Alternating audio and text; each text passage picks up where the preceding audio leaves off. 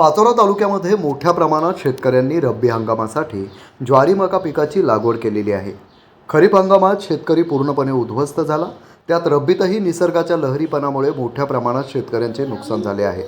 त्यात शासकीय खरेदी नाव नोंदणीसाठी शेतकऱ्यांना उन्हामध्ये वाट पाहण्याची वेळ आली आहे. शेतकऱ्यांवर नेहमीच आसमानी संकटासह प्रशासनाच्या हलगर्जीपणामुळे हाल अपेष्टा सहन करावा लागत आहेत. हे मात्र दुर्दैव आहे. शेतकऱ्यांना आपला माल डोक्यावर घेऊन प्रशासनाच्या दारात खरेदी करण्यासाठी नाव नोंदणी करण्याची वेळ येत आहे. यापेक्षा मोठे दुर्दैव काय असा प्रश्न शेतकऱ्यांतून उपस्थित होत आहे. शेतकरी राजा काबाड कष्ट करून आपले अन्नधान्य पिकवतो. त्याला जगाचा पोशिंदा म्हटले जाते. पण या जगाच्या पोशिंदाकडे खरंच शासन प्रशासन लक्ष देते का असा देखील सवाल उपस्थित होत आहे. ज्याप्रमाणे कपाशी पिकाची नोंदणी ऑनलाईन झाली, त्याच धर्तीवर जर संबंधित प्रशासनाने ज्वारी मका खरेदीसाठी ऑनलाईन पद्धतीने जर नोंदणी सुरू केली तर शेतकऱ्यांचे वेळही वाया जाणार नाही व शेतकऱ्यांना आपल्या मोबाईलवर घरबसल्या पिकाची नोंदणी करता येईल. यात पारदर्शकता येईल व सुलभ होईल अशी मागणी शेतकरी वर्गातून होत आहे. सध्या ज्वारी मका शासकीय खरेदीची नाव नोंदणी सुरू करण्यात आली आहे. यात मोठ्या प्रमाणात गोंधळाचे वातावरण दिसून येत आहे, तर काही ठिकाणी चेंगराचेंगरी झाल्याचेही समोर येत आहे. शेतकऱ्याला आपल्या मालाच्या नोंदणीसाठी उन्हातान्हात भटकंती करावी लागत आहे. शेतकऱ्याचा वेळ व पैसाही खर्च होत आहे. त्यामुळे प्रशासनाने याची गंभीर दखल घेऊन भावांतर योजना लागू केल्यास शेतकऱ्यांना त्याचा लाभ मिळेल व गरजू व खऱ्या शेतकऱ्यांपर्यंत भावांतर योजना मिळेल. कारण शेतकरी आपल्या शेतीमालाची नोंदणी करण्यासाठी शेतकी संघाच्या कार्यालयात भोवती रात्रंदिवस उपाशीपोटी बसून नाव नोंदणीची वाट बघावी लागते. त्यामुळे भावांतर योजना लागू झाल्यास त्याच्या शेतकऱ्यांना चांगला फायदा होऊ शकतो. या शेतकऱ्याने बाजार समितीमध्येच आपला माल विकायचा, त्याच्या पावत्या संबंधित प्रशासनाच्या कार्यालयात जमा करायच्या व ज्या भावाचा फरक असेल त्या भावाच्या फरकाने त्या शेतकऱ्याला सरळ अकाउंटमध्ये भाव फरक जमा करावा व तो शेतकऱ्याच्या अकाउंटमध्ये जमा होईल, जेणेकरून प्रत्येक शेतकऱ्याला भावांतर योजनेचा खऱ्या अर्थाने लाभ मिळेल. अशी मागणी प्रहार जनशक्ती पक्षाचे पाचोरा तालुका अध्यक्ष गुलाबराव पाटील यांनी केली आहे. मी युवा शेतकरी प्रशांत नाना पाटील शेतकऱ्यांच्या समस्याबद्दल बोलण्यासाठी आलेलो आहे. तर आपण जर बघितलं तर सरकार शेतकऱ्यांसाठी ज्या नवीन नवीन योजना आणि स्कीम आणत असतं त्या सगळ्या ऑनलाईन पद्धतीने आणत असतं. जसं की शेतकऱ्यांसाठी ॲग्री कार्ड आणलं, फार्मर आय डी आणल्या, या स्कीम आणल्या. त्याचप्रमाणे कॉटन कपास हे किसान ॲप आणलं, ज्या करून शेतकऱ्यांना जी काही योजना होती कपाशीच्या खरेदी पणन महामंडळाकडनं खरेदीची ती व्यवस्था अतिशय पारदर्शकतेने पार पाडावी यासाठी कॉटन कपास ॲप आणलं. त्याचप्रमाणे आपण सध्या तरी बघू शकतो की शेतकऱ्यांना ज्वारी आणि मक्का या पिकांसाठी सरकारी नोंदणी चालू आहे. तर आपण जर बघितलं तर शेतकऱ्यांना ही समस्या सुटण्यासाठी कुठल्याही पर्यंत शेतकी संघाने कागदपत्र जमा न करता हे सुद्धा एक ऑनलाईन प्रणालीने ही योजना राबवण्यात आणली पाहिजे, जेणेकरून या योजनेमध्ये आपल्याला 100% पारदर्शकता दिसेल आणि योग्य त्या शेतकऱ्यांना न्याय मिळेल आणि शेतकऱ्यांचा माल हा 100% खरेदी होईल. परंतु ही जी कागदोपत्री जमा करण्याची योजना आहे या योजनेमुळे मोठ्या प्रमाणावर घोटाळा होण्याची शक्यता जास्त प्रमाणात दिसून येते. कारण मी सुद्धा दरवर्षी आपले नाव भरड धान्य योजनेमध्ये नोंदत असतो, परंतु एकही वर्षामध्ये मला ना ज्वारी किंवा मक्का या पिकांसाठी शेतकी संघातर्फे कुठल्याही प्रकारे कॉल आला नाही आणि कधी माझं धान्यही मोजलं गेलं नाही. त्या प्रकारे यावर्षी मी जाण्याचा प्रयत्न केला, परंतु आपण जर बघितलं तर भडगाव, एरोंडल, पाचोरा प्रचंड गर्दी आणि भडगाव या ठिकाणी जो काही शेतकऱ्यांमध्ये कल्लोळ झाला, तो कल्लोळ असा प्रकारचा कुठलाही कल्लोळ होणार नाही, जेणेकरून शेतकऱ्यांना कुठल्या अडचणी येऊ नयेत. म्हणून आपण जर ही योजना ऑनलाईन प्रणाली एखादी ॲप काढून जर सुरुवात केली तर शेतकऱ्यांसाठी 100% फायद्याची ठरेल. माझी प्रशासनाला एवढीच विनंती आहे की शेतकऱ्यांचं जर तुम्हाला हित हवं असेल तर तुम्ही एक ॲप आणावं आणि त्या ॲपच्या सहाय्याने शेतकऱ्यांची ज्वारी आणि मक्का या पिकाची नोंदणी करून आणि पारदर्शकतेनुसार स्लॉट बुकिंग करून आणि शेतकऱ्यांना न्याय द्यावा, एवढीच माझी प्रशासनाला विनंती. बोला. माझं नाव ईश्वरचिंता पाटील गाळण, उपसरपंच.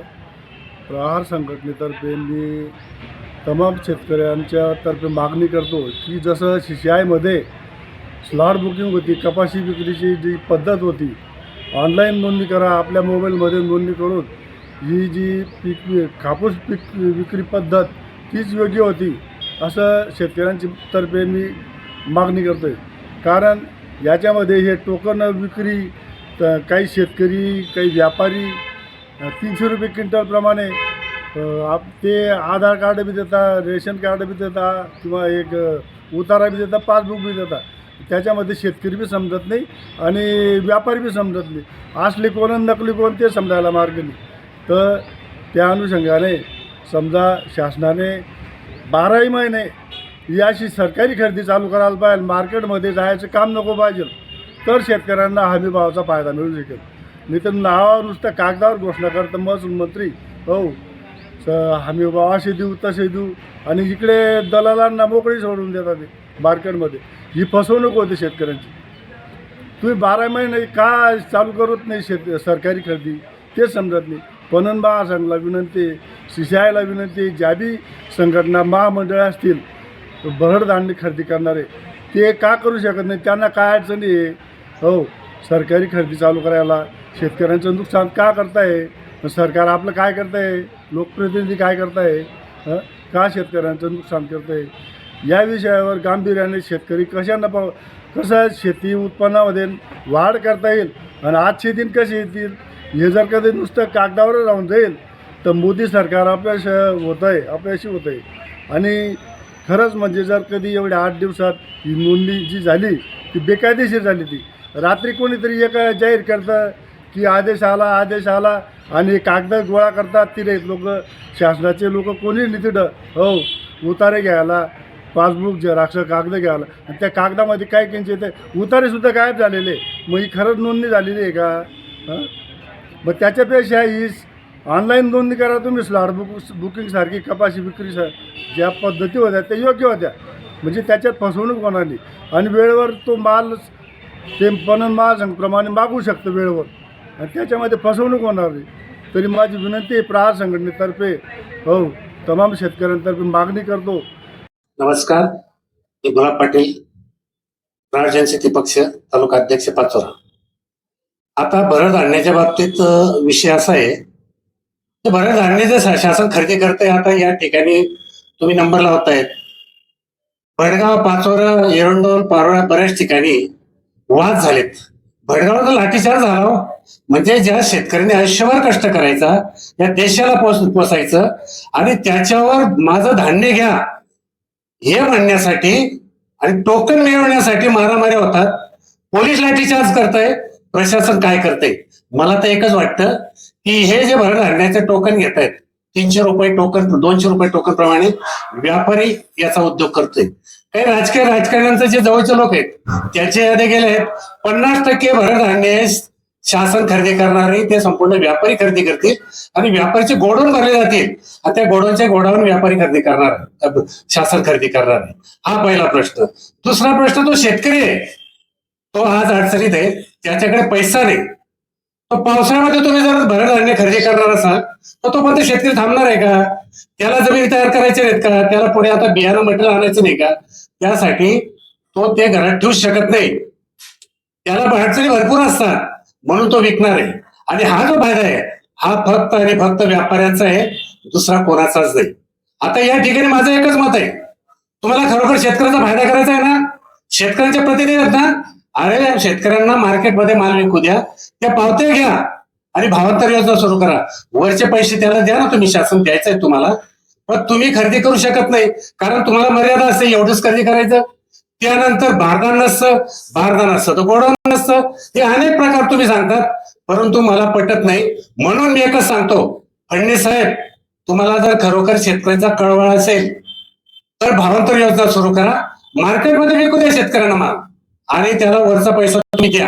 पण तो असं करू शकत नाही का? की तुम्ही शेतकऱ्याचे प्रतिनिधी नाहीच आहेत. 288 आमदार महाराष्ट्रात आहेत, 78 आमदार विधान परिषदेचे आहेत. सगळेच म्हणतात आम्ही शेतकऱ्यांचे पोरं, पण तुम्ही शेतकऱ्यांचे पोरं नाहीत, तुम्ही व्यापाऱ्यांचे, दलालांचे, भांडवलदारांचे, उद्योगपतींचे प्रतिनिधी आहेत. शेतकऱ्यांचा एक दिवस देखील तुम्ही विषय घेतला नाही. संसदेत कोणी आवाज दिला शेतकऱ्यांचा माल खरेदीच्या बाबतीत? शेतकरी आत्महत्या करतोय, काही लाच शरम काहीच वाटत नाही तुम्हाला? 19 शेतकऱ्यांनी महाराष्ट्रात किन्ने विकल्या सावकारांसाठी, सावकारी पैसे भरण्यासाठी, तरी देखील तुम्हाला काही लाच शरम काही वाटत नाही. याच्यात मी एकच सांगतो, फडणवीस साहेब, तुम्हाला काही घेणं देणं नाही, फक्त आणि फक्त शेतकऱ्यांना बर्बाद करायचंय. रोज शेतकरी आत्महत्या करतोय. तुम्हाला एकच विनंती करतो, कमीत कमी शेतकऱ्यांनी आत्महत्या केल्या ना, अरे श्रद्धांजलीचं बोर्ड जर लावता येत नसेल तर त्याचं काहीतरी दुसरा अभिनंदन तर करा की तू चांगलं काम केलं बुवा. तुम्हाला चांगलं वाटत असेल शेतकरी आत्महत्या करणं, त्याचं अभिनंदन करा, बोर्ड लावा ठिकठिकाणी. काही तुम्हाला लाज शरम काही शिल्लक राहिलेली या मताचा मी आहे. तर मी शासनाला एकच सांगतो, तुम्हाला जर शेतकऱ्यांचा फायदा करायचा असेल, जर तुम्ही खरोखर शेतकऱ्यांची औलाद असेल, तर तुम्ही सरळ सरळ भावांतर योजना लागू करा आणि शेतकऱ्यांना पैसे द्या. नाही तर तुम्ही शेतकऱ्यांची औलाद नाही या मताचा मी. जय जवान जय किसान.